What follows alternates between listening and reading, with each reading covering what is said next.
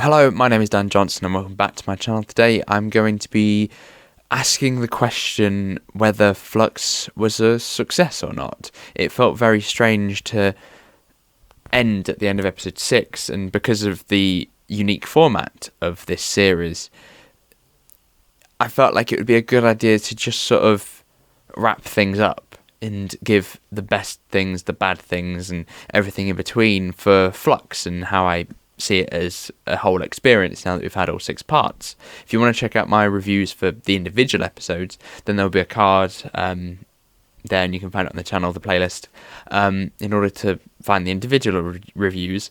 But as a whole, as a wrap-up, I've created this video, and I'm going to be talking about the positives and the negatives of the series. Something that really struck me about Series 13 was how cool the visual effects are. I mean, the work that must have gone into making that last episode, with the amount of visual effect shots that were in that story, and not just simple VFX shots like lasers, but full deconstructed, almost particle simulations.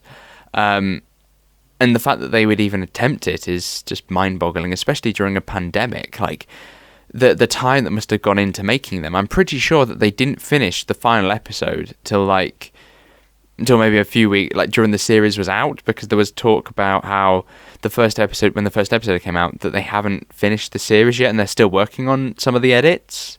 I believe that was correct, but I never heard anything beyond episode 1.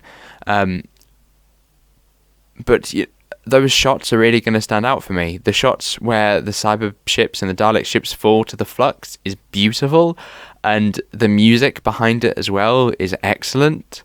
And it really made me incredibly excited watching it for the first time, and then watching it again yesterday. I just thought that section of the story was absolutely brilliant. The prosthetics and the costume design has been excellent this year as well. Take the designs for Swarm and Exora, they are just brilliant. The colour within them and the texture to their faces, the bones structure that's on Swarm and the crystal elements and all that are just brilliantly fantasized designs. I think they're brilliant. Each week that they've appeared, I've praised the Sontarans for how cool that design is and how cool those prosthetics are. And they were described in Doctor Who magazine as dirty, filthy Sontarans, and they just look excellent on screen. And of course, that helps with the performances. Swarm and Azora have just been brilliant performances all the way through. If you look at Swarm, he's got such majesty and such brilliant magnetism to the screen, as well as Craig Parkinson as the Great Serpent. He looks amazing, and he plays that part so well. But it's not just the villains that are cool this year. We also have great supporting characters as Vinda and Carvanista, and a new companion in the form of Dan, which starts off absolutely brilliantly and sort of falls into the background towards the end, but he is still a great companion. Especially if you look at Ryan, because I wanted to watch a story last week that I haven't seen in a long time, and that was Demons of the Punjab. It's an episode that people have always said is brilliant, and I watched it and thought, yeah, this is a really good story. I don't know why I didn't like it when I first watched it. Maybe I just wasn't in the mood for it, and after the previous week being the Sinanguru Conundrum, well, I mean, that'd put most people off Doctor Who, wouldn't it? But Ryan in that story has very little to do, and his reactions to things are very plain. Poor Tosin Cole cannot give a good performance when you have lines that are simply like, what? I mean, they've even been able to get some of the humour right. I mean, if you look at Series 11 and the Ed Sheeran joke from Arachnids in the UK, it's a story I don't really want to touch again because of how cringeworthy a lot of the lines are. And with Jodie's Doctor in particular, they've been able to really even her out this year, give her some actually quite funny, humorous lines, and it felt like she was more in control of being the Doctor than just having to deliver some complete crap. Now, obviously, I said that the humour was much better within this story, and I think for the most part it is, but there's like 2 examples that come to mind as being bad. The first is the Tibetan monk scene. It's not very funny, it goes on forever, or well, it seems like forever, as well as the chocolate Sontaran scene. Obviously, I've praised Flux a lot for having good Sontaran representation. Well, the representation wasn't very good in that scene. That's for sure. And I'm afraid it is time to talk about some negatives, and for me, the biggest, I suppose, is the pacing of certain elements. So if you look at Flux from the beginning to the end, and you talk about, for example, the Great Serpent, who I think was a pretty cool villain, even though he's been kind of ruined slightly by the series and where they've placed him, because he doesn't appear for the first 2 episodes. Then he appears a bit in the 3rd, but no one knows exactly what he is, or who he is, or what his plan is. And then he appears in episode 5 in the modern day times, and he sets up UNIT in the span of 1 episode, when all this other stuff is happening. And then you go, and so they spend that entire 5th episode with him. So the sections that he has in episode 5 are all just set up for the final episode in which he appears predominantly. And so I'm sitting there thinking, you could have spaced this out. Like, you didn't have to cram it all into episode 5. You could have had the Great Serpent laying seeds throughout the entire series without the Doctor's knowledge.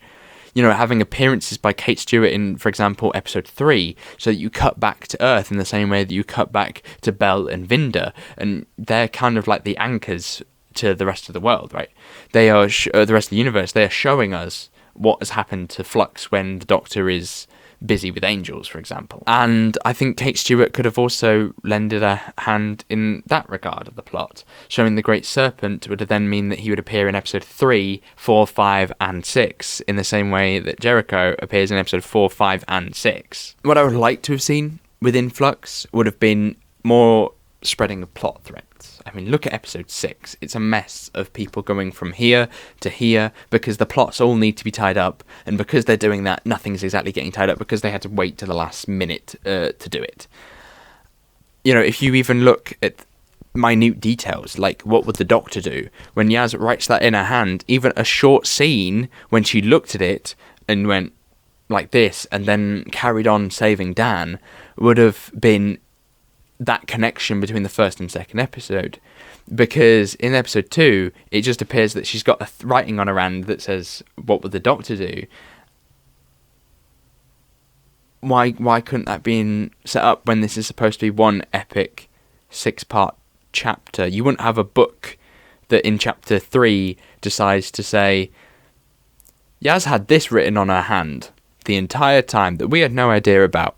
I would argue it would also be beneficial for them to stretch the battle out a little bit more. It seems stupid for the last episode of Flux, the designed 6-part epic, to be all crammed into the final episode.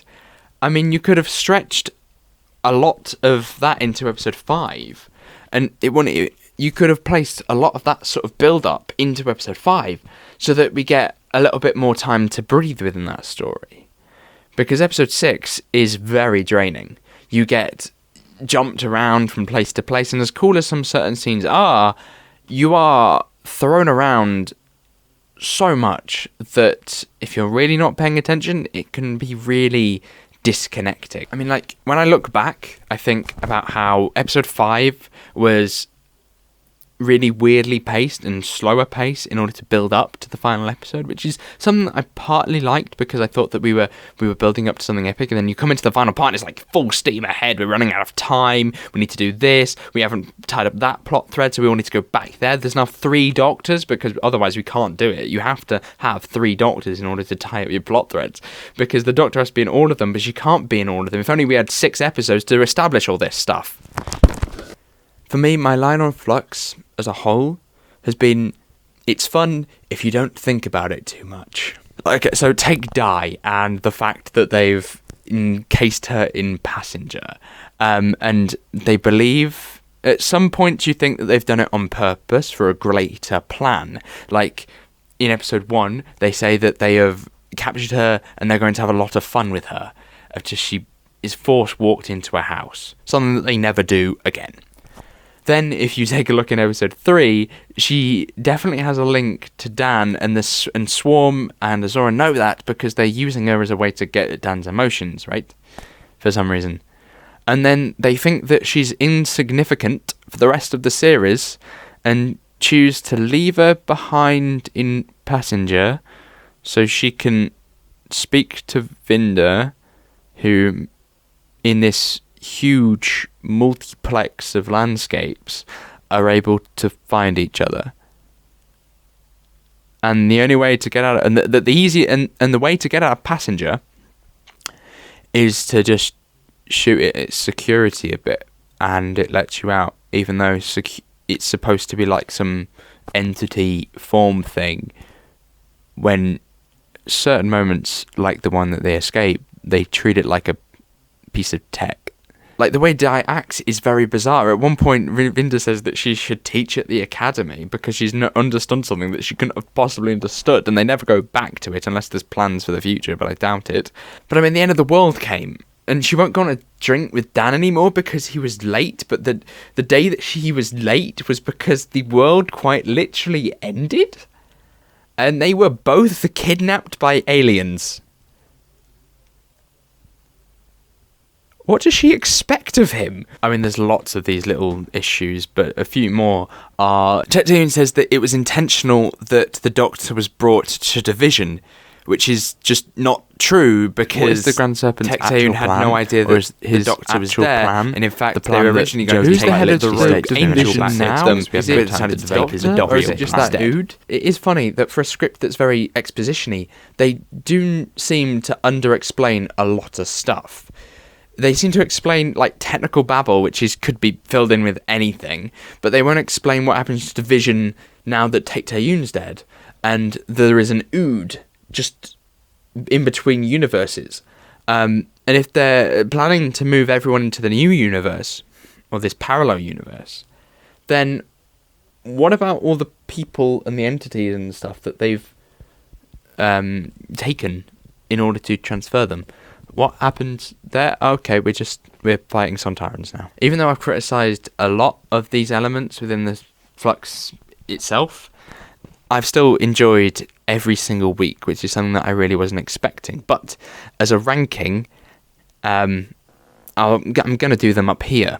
So if you're interested, that is the placing that I'd put them in if I had the chance to. War of the Sontarans probably being one of the better ones because of the Sontaran leniency that I have and appreciation of Dan Starkey. What were your thoughts on Flux? Please be kind to other people's opinions down in the comments. Did you enjoy it? Did you hate it? I'd prefer if you gave me some actual criticisms for why you hated it. But I will agree with you in many respects, to be honest, but I'm just supposedly lucky that I did enjoy it. But other than that, thank you very much for watching. Hopefully you did enjoy this video. If you did, make sure you go like, subscribe if you're new, and I shall see you soon. Goodbye.